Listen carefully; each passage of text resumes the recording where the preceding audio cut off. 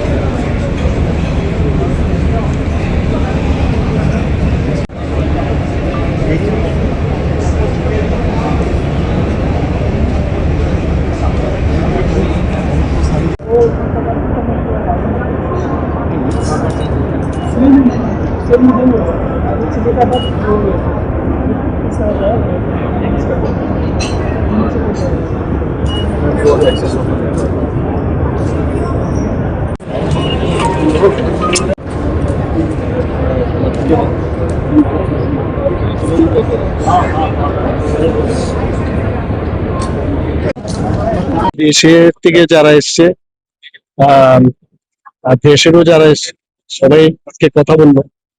তো এই ধরনের একটা সেক্টরে আমরা যেসব কথাগুলো বললাম তার বাইরেও অনেক সেক্টরে ওরা মানে ইনভেস্ট করতে চাইছে এবং হিউজ অ্যামাউন্ট, কেউ 200 কোটি টাকা, কেউ 500 কোটি টাকা, কেউ 4000 কোটি টাকা। তো বিভিন্ন স্কিল ডেভেলপমেন্ট থেকে আরম্ভ করে মেডিকেল, হেলথ, মানে সব জায়গায় সেক্টরের লোকের সাথে কথা হয়েছে।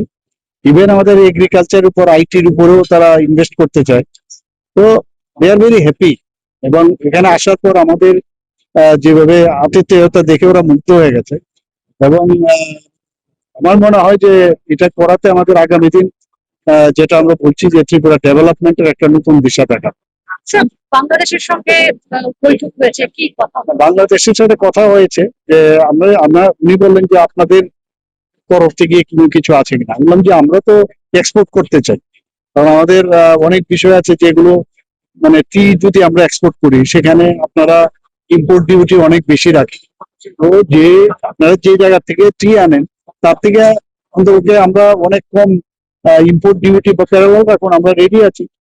রাবার, ফিনিশ রাবার ওরা এখানের মধ্যে নিতে চায় না। তো আমরা বললাম যে ভ্যালু এডেড বা ফিনিশ রাবার যদি আপনারা নেন তাহলে সুবিধা হবে। ওনাদেরকেও বলেছি আপনাদের যে বিভিন্ন সিমেন্ট আছে বিভিন্ন কোম্পানি বা যে আপনাদের স্টোন চিপস আমাদের আসবে, ফিশের বিষয়ে আমি কথা বললাম। তো যেহেতু গিভ এন্ড টেক পলিসি, আপনারা বরং বেশি লাভবান হবে না, মানে আপনাদের এইগুলো তো সব ফ্রিজ হয়ে আছে।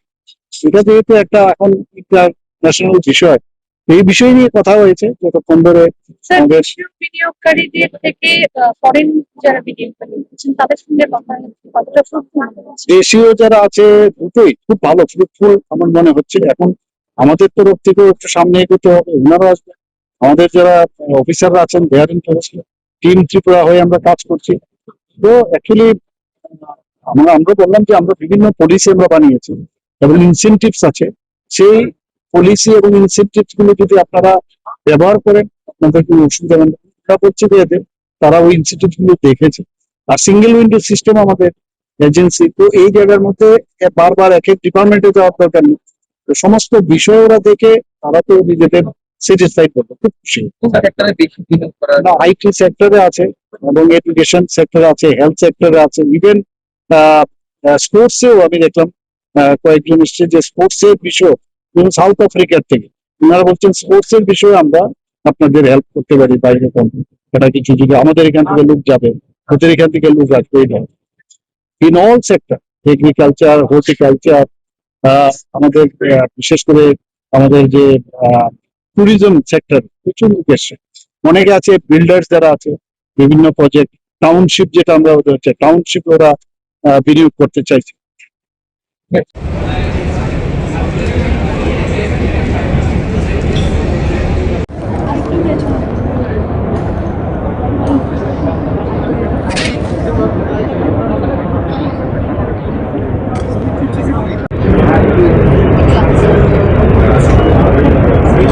আমাদের কইলো যাও এদিকে কইয়া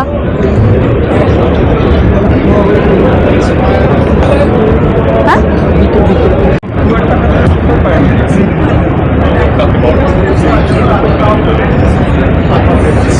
पिकलुको अच्छा कौन पिकलुको पिकलुको